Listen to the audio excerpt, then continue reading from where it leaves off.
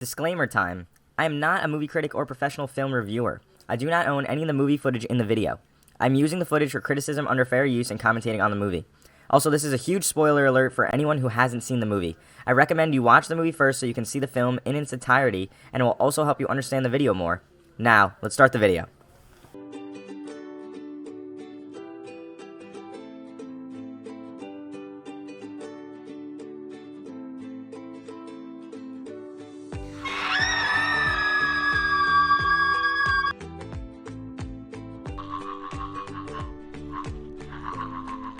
Hey, yo, what the fuck? Yeah, we're talking Vivarium. Vivarium is a movie starring Jesse Eisenberg as Tom, Imogen Poots as Gemma, and is directed by Lorcan Finnegan. You may know Jesse Eisenberg from movies such as Zombieland, giving us his list of rules on how to kill zombies, The Social Network, and Batman v Superman, showing us his nice bald head.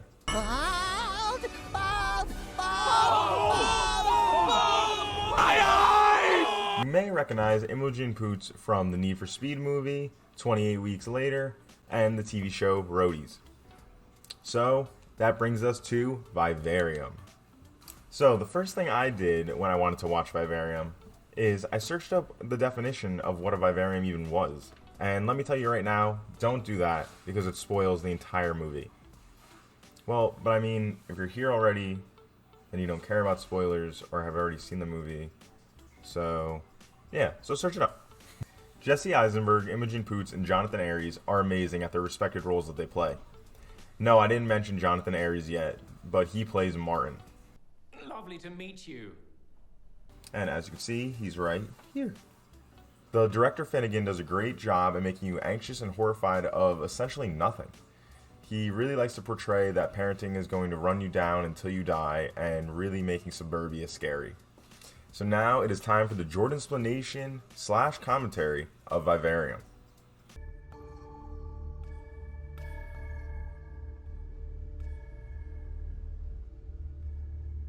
So let's talk Vivarium. The movie starts off showing us clips of the cuckoo bird and how it takes over other birds' nests. It's kind of a metaphor for the aliens and the creatures of this movie. Then we're introduced to Tom and Gemma, and Tom and Gemma are house hunting. They go to a store in which they sell houses, kind of how the Verizon store and the AT&T store sell phones. Now, I actually don't know if these places exist or not, but I can certainly be wrong.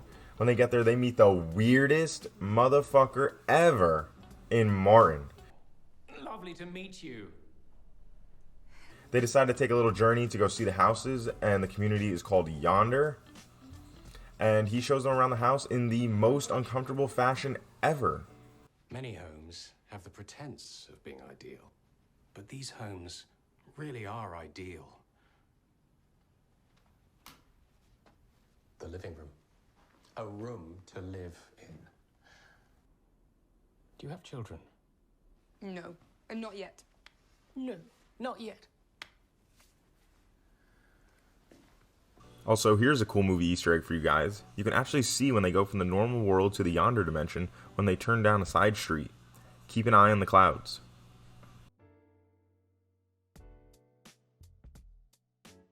Alright, back to the video. Martin vanishes at this point, and Lex Luthor and Tammy decide to do the digital dash and get the fuck out of there. Little do they know that they are trapped and they can't. Tom and Gemma actually drive around for hours until their car literally runs out of gas. They are so exhausted at this point, they decided to stay the night in the creepy number 9 monster house. So he decides to grab his ladder, go to the roof of the house, and see if he can get a vantage point of anything. But all he can see is endless rows of houses. They decide to try and follow the sun, and they just jump through the endless rows of houses until they return back to their house in some sort of endless loop. Did we just do some kind of loop? What the fuck? So after none of that works, a random box of food actually shows up in the middle of the street. Tom gets the bright idea to take the cardboard from the box to light the house on fire to create a smoke signal. Tom and Gemma are so exhausted at this point they actually fall asleep on the sidewalk outside of the house, kind of how I did at my 2016 New Year's Eve party, and yeah, no, I'm not going to get into it. But Tom and Gemma then wake up to another box in the middle of the street containing a baby that says, "Raise the child to be released."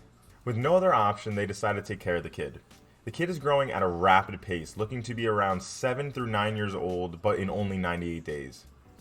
The kid is always watching and studying them. Yes, well, I'll try to be less careless. I'm watching you, Wazowski. Always watching. As time goes on, Tom and Gemma start to grow distant due to the increasing frustration of dealing with their little monster child. Tom loves to dig, and Gemma's maternal instincts start to kick in as she starts to take care of the Creepy little mutant. Tom is completely fed up now and decides to put the kid in the back of his car to starve. You took my only food! Now I'm gonna starve! Gemma decides that she does not want the kid to die. So clearly they don't agree on what to do with the kid, but Gemma still takes care of Tom even as he's growing these nasty sores on his back and developing a really bad cough. The kid randomly vanishes one day and shows back up with a book of what looks like the growth process of one of these creatures.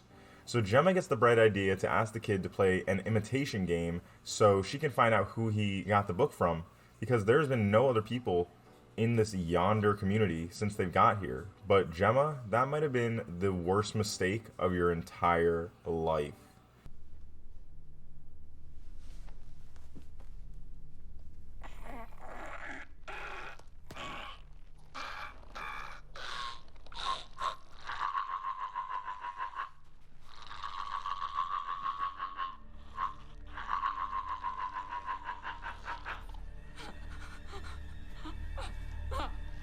The kid has grown into a full-grown man now, looking to be around 20 to 23 years old, and every day he just walks somewhere. It's never explained where he goes, so if I don't get to know, you don't get to know.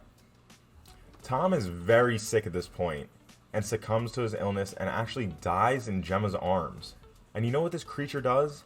He shows up with a body bag, zips up Tom's body, and dumps him into the hole that he was digging. So Tom literally was digging his own grave. Gemma's had enough at this point and decides to kill the creature with a pickaxe. And this is when the movie hits the fucking fan.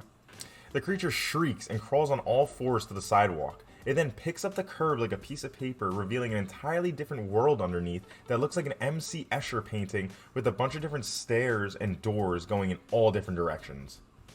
Gemma decides to follow the creature underneath the sidewalk, and she ends up tumbling through different scenarios and situations in which other people were also trapped in their own yonder development until she gets sucked through the floor and thrown down the stairs back into her own dimension. Then Gemma also gets sick and dies, and her last words are, "I'm not your fucking mother." Complete respect to Gemma on that one. The kid then zips her body bag up and also throws her in the hole, then takes their car, goes to the AT&T store that sells houses. He then takes Martin, folds him up, puts him in a body bag because Martin has died, and then the kid also takes Martin's spot, and that is the end of the movie. Yeah, I definitely feel the ending was a little lackluster, but we are going to get into my final thoughts for the movie right now. So I definitely enjoyed Vivarium, and I can genuinely say I was thoroughly entertained throughout the entire movie. Even with that little kid incessantly woofing and screaming on the top of his lungs. That little kid was so fucking annoying. I love the movie's Twilight Zone feel and aspect of it. And every actor and actress in the movie killed their respected roles. So the only thing I really didn't like about the movie is how nothing is explained. These aliens or creatures or whatever they are just doing their own little thing in their pocket dimension, doing all this work just to get a new Martin to sell houses. Like, it doesn't make any sense. So these aliens or creatures are so smart, and they can create a whole pocket dimension in a fake world and trap humans and confuse them to the point where they can't even leave. And all they want to do is just create a fake human that lives among us, and they can't even get that right. I don't know, it just doesn't make much sense. I don't know why they just don't befriend humans, talk to them, and show us their technology. Then everyone can live in harmony. So with all that being said, I'd like to give Vivarium a 7 out of 10 yonder houses. So, what did you guys dislike and like about the movie? If you guys want to talk about it more, please go down into the comments below. If you guys enjoyed the content, please hit the like and subscribe button for more videos to come. Thank you guys for watching, and I hope you guys have a great day. Peace!